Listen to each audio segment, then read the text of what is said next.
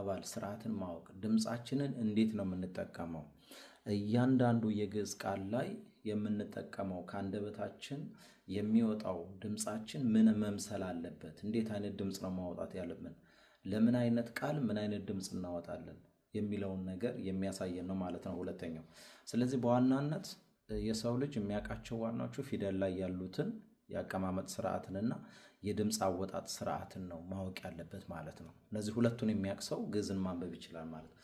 ሶስተኛ እዚህ ታች ላይ የምትታያችሁ የንባብ ህጎች የሚባሉትን ማወቅ የንባብ ህጎች የሚባሉትን ማወቅ እነዚህ ቅድም የጠቀስኩላችሁና አሁን በዚህ በቪዲዮ ላይ የምታዩቸው እነዚህ ናቸው ማለት ነው።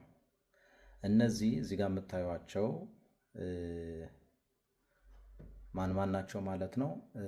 ተነሽ፣ ሁለተኛ ወዳቂ፣ ከዛ ሰያፍ፣ ከዛ ተጣይ ይባላሉ።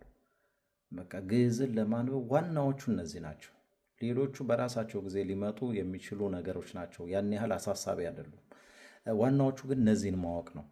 ተነሽ፣ ወዳቂ፣ ሰያፍ፣ ተጣይ እነዚህ አራቱን ተከታተሉ። እነዚህ ተነሽ ወዳቂን ጎን ለጎን የተጻፉት በምን ላይ እናያቸዋለን? በኋላ በፊደል ገበታ ላይ እዚህ ጋር ቁጥር 1 ላይ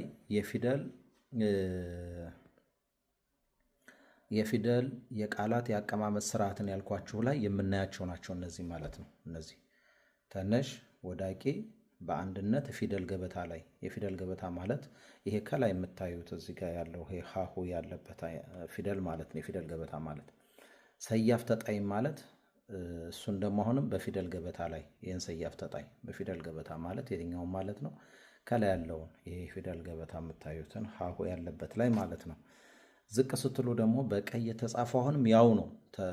ተነሽ ሰያፍ ተጣይ ወዳቂ የሚለው ቃሉ አንድ ግን ተዘዋውሮ ተጽፏል። እላይ ተነሽ የነበረው እዚጋ ተነሽ ሆኖ ወዳቂ ወጥቶ ሰያፍ ነው እዚጋ የመጣው። በድምጽ ጊዜ ደግሞ ይለያያሉ።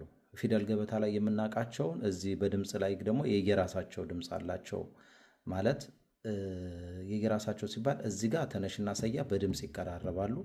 እዚህ ጋር በፊደል ገበታ ጊዜ ደግሞ ተነሽና ወዳቂ በድምጽ ይለያዩና በፊደል ገበታ ላይ ደግሞ በአንድ ቦታ ይገኛሉ ማለት ነው። ከዛ ዝቅ ብለን ስናይ ደግሞ ተጣይና ወዳቂም እንደዚሁ እዚህ ጋር ስናይ ሰያፍና ተጣይ የነበረው እዚህ ጋር ደግሞ ተጣይና ወዳቂን የሆኑት ማለት ነው።